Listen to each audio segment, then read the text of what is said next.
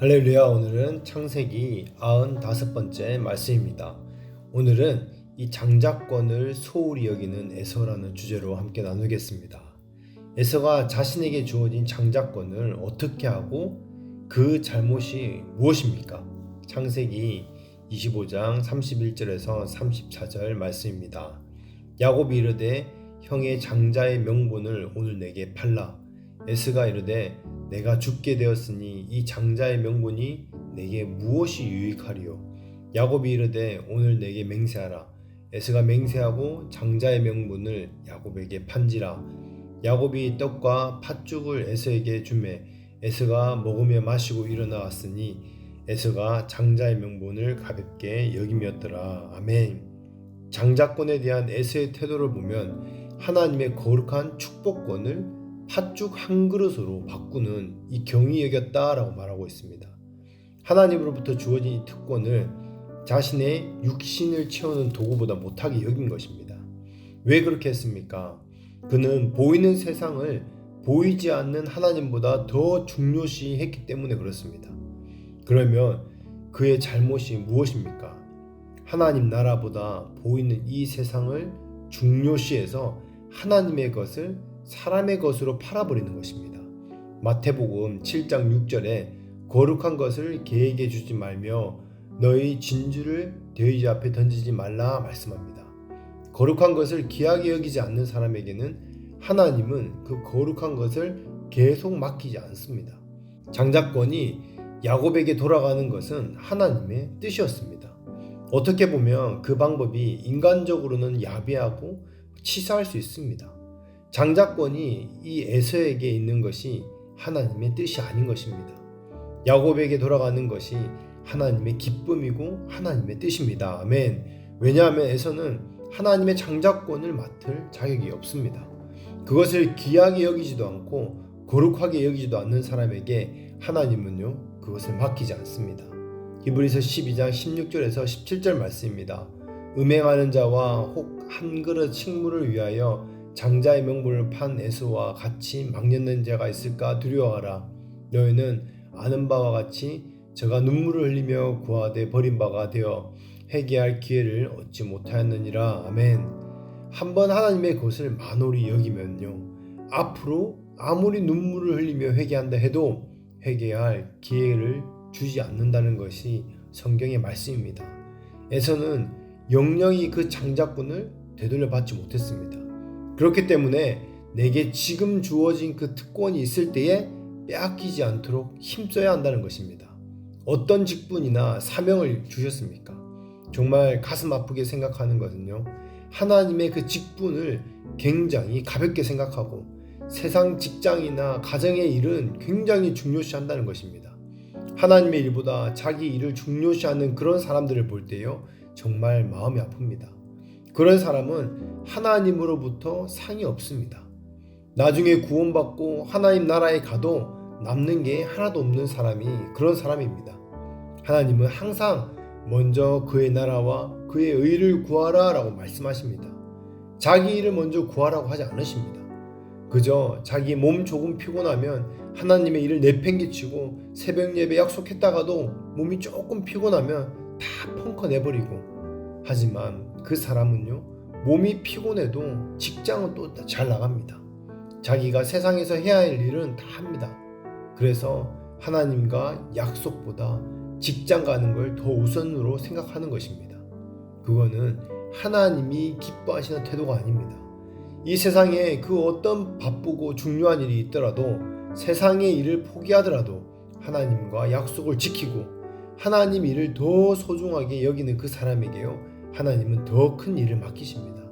그런데 사사로운 자기의 그 육신의 감정이나 피곤함이나 그 바쁨으로 인해서 하나님의 그 일을 미루고 자기 일을 먼저 하는 사람은요 나중에 하나님이 일을 맡길 수가 없습니다. 우리가 지난 세월 동안 우리가 어떻게 하나님을 섬기고 따라왔습니까? 우리 전 교인이 우리가 그 먼 오렌지 지역에 집회하러 갔을 때에 우리가 어떤 마음으로 결단하며 나아갔습니까? 미리 이야기 다 하고 휴가를 그때 쓰고 일을 빼고 또 안되면 일을 그만두고서라도 우리는 그 지역까지 가서 전심으로 하나님의 나라와 일을 위해서 섬기지 않았습니까? 그래서 거기를 다녀와서 잘못된 경우가 있습니까? 큰 어려움을 겪은 일들이 있습니까? 우리의 중심을 보시는 하나님 앞에 믿음으로 그렇게 드렸을 때에, 선택했을 때에 하나님이 역사하시는 것을 우리는 경험했습니다. 그래서 잠시 있는 이 세상의 그 직장이나 그 어떤 것을 포기해도 하나님 나라를 귀하게 여기는 사람은요, 그보다 더 큰 것을 하나님은 반드시 주십니다. 할렐루야. 그런 것이 다 하나님의 그 중심을 보기 위한 일입니다. 그래서 하나님은요, 중심을 보시는 분이십니다. 할렐루야. 아브라함에게만 이삭을 테스트하는 것이 아닙니다. 우리에게도 그 자식 문제, 가정 문제, 직장 문제를 통해서 계속해서 하나님은 테스트하십니다. 그게 통과하지 않으면 그 사람은요, 계속 그렇게 턱걸이하는 것입니다. 한 번이라도 통과를 해야 그 다음 단계로 가게 되어지는 것입니다. 그렇지 않고서는 넘어가지 못하는 그 사람은요, 10년, 20년이 되어도요, 늘 그 신앙에서 헐떡거리는 것입니다. 하나님을 믿어야 그 벽을 넘을 수 있습니다. 하나님을 내 인생에 그 직장 하나 책임지지 못할 그런 분으로 믿고 있으면요, 그 사람이 무슨 신앙생활을 더 하겠습니까? 하나님은 절대적으로 신실하시고 우리 편이십니다. 우리가 잘되게 하기 위해서 하나님을 시험하실 뿐입니다. 우리를 망하게 하기 위해서 그렇게 하는 것이 아닙니다. 여러분들에게 주어진 그 특권이 무엇인가 살펴보십시오. 영생 얻는 것도 특권이고, 이 교회 다니고 있는 것도 특권이고, 좋은 공동체 주신 것도 그것 또한 우리가 특권을 받은 것입니다. 그런데 직장 조금 바쁘다고, 우리 가정 돌본다고 공동체 모임 안 나가고 그러면요, 점점 하나님은 그 주어진 것을 다 거두어 가십니다. 작은 하나도 그 육신을 포기하지 못하고 끝까지 하나님 것을 팔아넘기는 그 사람에게는 좋은 것을 주지 않습니다. 나중에 에서와 같이 회개할 그 기회를 찾아도 회개하지 못하고 돌이켜지지 않습니다. 큰 회개가 주어져야 돌이키는 결과를 얻을 것입니다. 영적인 원리를 우리는 너무 잘 알아야 됩니다. 신앙을 그렇게 장난식으로 해서는 나중에 내가 열심히 해야지, 여러분 열심히 해봐도 소용이 없습니다. 그 다음에 그 열심은요, 그 100%만큼 더 해야 회복될까 말까. 회복이요, 정말 쉽지 않습니다. 이런 생각에 잠긴 이 사람들이 현대에 너무나 많이 있습니다. 그 사람은 큰 회개가 주어지는 그 일 가운데 그 딜레마에서 벗어나지 못합니다. 과거에 자기가 그 하나님 앞에 그 고의적으로 완악했던 그 모든 것들이 회개하기 전까지는요, 풀어지지 않습니다. 에서가 바로 그런 것입니다. 그는 좋은 특권을 줬는데 완악함으로, 완고함으로 그 대적하고 하나님을 근심케 하고 그래 놓고요, 저절로 지금 내가 열심히 한다고 단순히 그 모든 것들이 풀어지지 않는다는 것입니다. 신앙이 엎디락 뒤치락 하는 그 사람들이 다 와서요, 다시 하면 될 것 같지만 그렇지 않습니다. 그 사람은 계속 오르락내리락 엎디락 뒤치락 반복합니다. 왜 그런지 아십니까? 그 사람이 다시 올 때는 지난 그 자리에 대해서 회개가 있어야 되는데 회개하지 않고 그냥 구렁이 담 넘어가듯이 그냥 바로 다시 시작합니다. 나는 그냥 주님 보혈로 됐어 하고 그냥 시작해버립니다. 여러분, 신앙을 장난으로 하면 안 됩니다.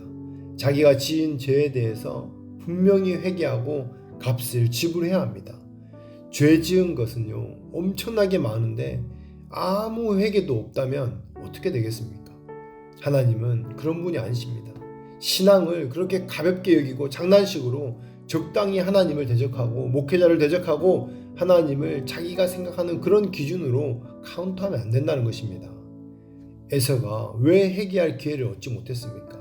신앙이 오래도록 풀리지 않은 사람들은요, 단순히 열심히 해서 풀려고 하면 안 됩니다. 열심히 하는 것이 신앙의 원리가 아닙니다. 신앙은 맺고 푸는 것이 신앙의 원리입니다. 묶인 것이 있으면 풀고, 갇힌 것이 있으면 열고, 용서하지 못하는 것이 있으면 용서하고, 회개할 일이 있으면 회개하고, 묶고 푸는 것이 있어야 풀어지는 것입니다. 죄 지어놓고 가만히 있으면요, 열심히 봉사하는 것은 그냥 눈 가리고 아웅하는 것입니다.